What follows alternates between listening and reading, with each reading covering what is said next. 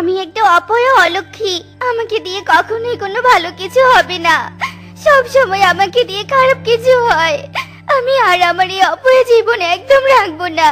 আমি গলায় দড়ি দিয়ে মৃত্যুকে বরণ করে নিব। এই পাগলি মেয়ে, কি হয়েছে তোমার? তুমি অমন বোকার মতো কথা কেন বলছো? আমি যে অপয়া, কেউ আমার সাথে মেশে না, আমার সাথে কথা বলে না, এমনকি আমার বাবা মাও আমার সাথে কথা বলে না। তুমি কি এমন অপরাধ করেছো যে যার কারণে তোমার মা বাবাও তোমার দিক থেকে মুখ ফিরিয়ে নিয়েছে? শুনবে শুনবে কি করেছি আমি, শোনো তাহলে। আমি ছোটবেলা থেকেই চিত্রাঙ্কন করতে মানে পেন্টিং করতে খুব বেশি ভালোবাসতাম। তাই পড়াশোনা বাদ দিয়ে আমি পেন্টিং করি। এরপর একদিন, বাবা আমার কাল পেন্টিং এর প্রতিযোগিতা আছে, তুমি আমাকে একটু মাঠ অব্দি নিয়ে যাবে? আমি তাহলে প্রতিযোগিতায় অংশগ্রহণ করতাম। এই সব ছাইপাস করেই তো সব ধ্বংস করছিস। এত করে বলছি যে ভালো ছেলে হাতে আছে, বিয়েটা এবার করে নে। লোকে আমাকে তোর জন্য মন্দ কথা বলে। বাবা আমি তো কোনো খারাপ কাজ করছি না, আমি তো শুধুমাত্র আমার শখটাকে কাজে লাগিয়ে নিজের পায়ে দাঁড়াতে চাচ্ছি। এখন তুমি যদি আমাকে সাহায্য না করে তিরস্কার করো, তাহলে তো আমি আমার প্রতিভাকে কাজে লাগাতে পারবো না বাবা। চুপ কর, অত প্রতিভাকে কাজে লাগিয়ে কোনো লাভ নেই। তোর থেকে কম বয়সে বাবা মা আমাকে বিয়ে দিয়েছিল, তখন থেকে তো আমি দিব্যি সংসার করে যাচ্ছি। কই আমার তো কোনো আপত্তি ছিল না, তাই তোরও আর কোনো আপত্তি থাকবে না। আমি তোমাদের এই বিষয় কিছুতে মেনে নিতে পারবো না। আমি আমার স্বপ্ন পূরণ করবই, আর তারপর তোমাদের স্বপ্ন নিয়ে চিন্তা করব। এই বলে আমি রাগ করে আমার ঘরে চলে যাই। আর আমার মা আমার বাবাকে বলতে থাকে, শোনো মেয়েটাকে এভাবে একদম ছাড়া যাবে না। আমাদের হাতে যে ছেলেটা আছে, তুমি কালকে ওর সাথে বিয়ের ব্যবস্থা করো, নয়তো সমাজে আমরা মুখ দেখাতে পারবো না। এই সন্তানকে আমরা অনেক কষ্ট করে বড় করেছি, আর সেই কষ্টের সন্তানই কিনা আমাদের মুখে চুনকালি দেওয়ার জন্য উঠে পড়ে লেগেছে। কাল শুধু বিয়েটা দিতে দাও, তারপর দেখবে ও আর ডানা মেলে উঠতে পারবে না। মা আর বাবা নিজেদের জেদ পালন করার জন্য পরের দিন একটা বয়স্ক টাকাওয়ালা লোকের সাথে আমার বিয়ে ঠিক করে। নে মা, এবার তাড়াতাড়ি পৌঁছে জেনে তো। আমি এই বিয়ে করব না, তোমরা আমাকে জোর করে বিয়ে দিতে পারো না। আমরা বলেছি যখন, তখন তোকে বিয়ে করতেই হবে, নয়তো আমি তোকে বিষ খাইয়ে মেরে ফেলবো, এই বলে দিলাম। মনে হচ্ছে ছোটবেলাতে এই মেয়েকে বিষ খাইয়ে মেরে ফেলা উচিত ছিল, তাহলে আজ আর এমন দিন দেখতে হতো না। আমাকে তোমরা এত অপছন্দ করো, আমি আর থাকবো না তোমাদের সাথে। আমি এসব বলে রেগে বাড়ি থেকে বেরিয়ে আসি, কিন্তু ওই বয়স্ক লোকটা আমার মা বাবাকে অনেক অপমান করে। আমি আর আমার মা বাবার কাছে ফিরে যেতে পারিনি। আমার জন্য আমার মা বাবা অনেক কষ্ট পেয়েছে। বুঝতে পেরেছি, তবে তুমি কষ্ট পেও না। এখন তুমি চাইলেই তোমার মা বাবার সম্মান ফিরিয়ে দিয়ে তাদের মুখে হাসি ফোটাতে পারো। কিন্তু সেটা কি করে? তোমার স্বপ্ন পূরণ করে। আমার স্বপ্ন তুমি কি করে পূরণ করবে? দেখো তবে আমি কি করি। তোমাকে তো আমি দেখতেই পাচ্ছি না, তাহলে তুমি আমাকে কি করে সাহায্য করবে? সময় হলেই তুমি আমাকে দেখতে পারবে। এবার চোখের জল মুছে নাও। আর এই জঙ্গলের শেষ কিনারে আছে একটা বড় বাড়ি, তুমি সেই বাড়িতেই আশ্রয় নাও। সেখানে তুমি তোমার প্রয়োজনীয় সবকিছু পেয়ে যাবে। আচ্ছা ঠিক আছে। টুনি আর কথা না বাড়িয়ে অদৃশ্য টোনার কথা বিশ্বাস করে সেই বাড়িতে চলে যায়। আর অবাক করা বিষয় হলো এই যে সেখানে টুনি পেন্টিং করার জন্য রং তুলি থেকে শুরু করে সবকিছুই পেয়ে যায়।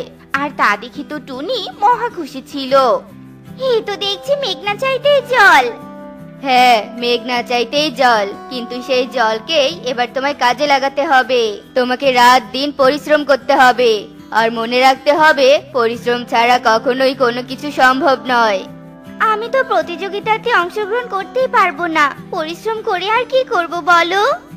আগামী পরশুদিন আশেপাশের অনেক জঙ্গল মিলে এক প্রতিযোগিতার আয়োজন করা হয়েছে। আমি চাই তুমি সেই প্রতিযোগিতাতে অংশগ্রহণ করো আর প্রথম স্থান অধিকার করো।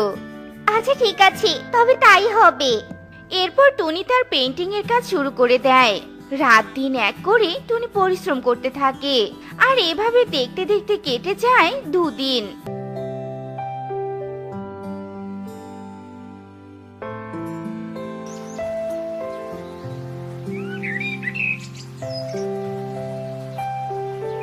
আর তারপরে চলে আসে প্রতিযোগিতার দিন। আমার ভীষণ ভয় করছে টোনা, প্রতিযোগিতায় তো আমার থেকে আরো অনেক ভালো ভালো পেইন্টাররা আসবেন, সেখানে তো আমি চুনোপুটি মাত্র। তোমার কোনো ভয় নেই, তুমি শুধু মন দিয়ে পেন্টিং করো, বাকি কাজ আমি দেখে নিব। টুনি ভয়ে ভয়ে প্রতিযোগিতায় যায়, আর সেখানে গিয়ে টুনি ছবি আঁকতে থাকে। এদিকে টোনা অদৃশ্য অবস্থায় টুনি ছাড়া বাকি সবার আঁকা ছবি নষ্ট করতে থাকে। একি, আমার ছবিগুলো এভাবে নষ্ট হয়ে যাচ্ছে কেন? আমি তো অনেক ভালো করে ছবি এঁকেছিলাম। আমিও তো অনেক ভালো করে ছবি এঁকেছিলাম, তাহলে নষ্ট হচ্ছে কেন? সবাই নিজেদের আঁকা ছবি নিয়ে খুব চিন্তায় পড়ে যায়, আর টুনি খুশি মনে তার ছবি এঁকে যায়। আর অবশেষে টুনি প্রতিযোগিতায় প্রথম স্থান অর্জন করে। আর প্রতিযোগিতার মাঠ থেকে বের হতেই টুনির সাথে রকি নামের একটা ছেলের দেখা হয়ে যায়। এই টুনি, তুমি তো অনেক বড় হয়ে গিয়েছো, জানো আমি তোমাকে কত খুঁজেছি, কত মিস করেছি তোমাকে। আমিও তোমাকে অনেক মিস করেছি, আর আজ হঠাৎ এভাবে তোমার সাথে আমার দেখা হয়ে যাবে আমি তো কোনোদিনও ভাবতে পারিনি। সৃষ্টিকর্তা চাইলে সবই সম্ভব, তবে আমি তোমার সফলতা দেখে ভীষণ খুশি হয়েছি, আর আজ তোমার এই সফলতার কারণে আমাকে কিন্তু পার্টি দিতে হবে। আচ্ছা ঠিক আছে, তবে আমি আগে বাড়ি ফিরে আসি, কারণ বাড়িতে যে আমার সফলতার পিছনে থাকা সেই মহান ব্যক্তিটা আছে। আচ্ছা যাও, এটা কোনো ব্যাপার না, সন্ধ্যায় কিন্তু আমি তোমার জন্য এখানেই অপেক্ষা করব। টুনি হ্যাঁ সূচক মাথা নাড়িয়ে সেখান থেকে চলে যায়। আসলে টুনি আর রকি ছিল ছোটবেলার প্রেমিক প্রেমিকা।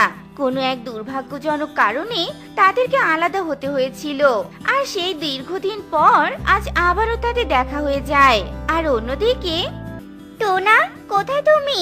তুমি কি আমার সফলতা দেখে খুশি হয়েছো? হ্যাঁ হয়েছি, কিন্তু তোমার সাথে ওই ছেলেটা কে ছিল যে তোমার সাথে ওভাবে কথা বলছিল? ও আমার ছোটবেলার বন্ধু, মানে আমার ভালোবাসার পাখি। ও যদি তোমার ভালোবাসার পাখি হয় তাহলে আমি কে? তুমি কে মানে? তুমি তো শুধু আমার বন্ধু, আর তুমি তো আমাকে এখনো দেখাই দাওনি। ঠিক আছে, দেখো তবে আমাকে। এই বলে টোনা সামনে চলে আসে, কিন্তু তার মুখ কালো কাপড়ে মোড়ানো থাকে। তুমি তোমার মুখটা কালো কাপড়ে কেন ঢেকে রেখেছো? মুখের উপর থেকে কাপড়টা সরাও। কাপড় সরাতে হবে না, আমি তোমাকে ভালোবেসে ফেলেছি, তাই তুমি এখন আমাকে বিয়ে করে নাও। আমি তোমাকে বিয়ে করতে পারবো না টোনা, কারণ আমি তো তোমাকে কখনো ভালোই বাসিনি।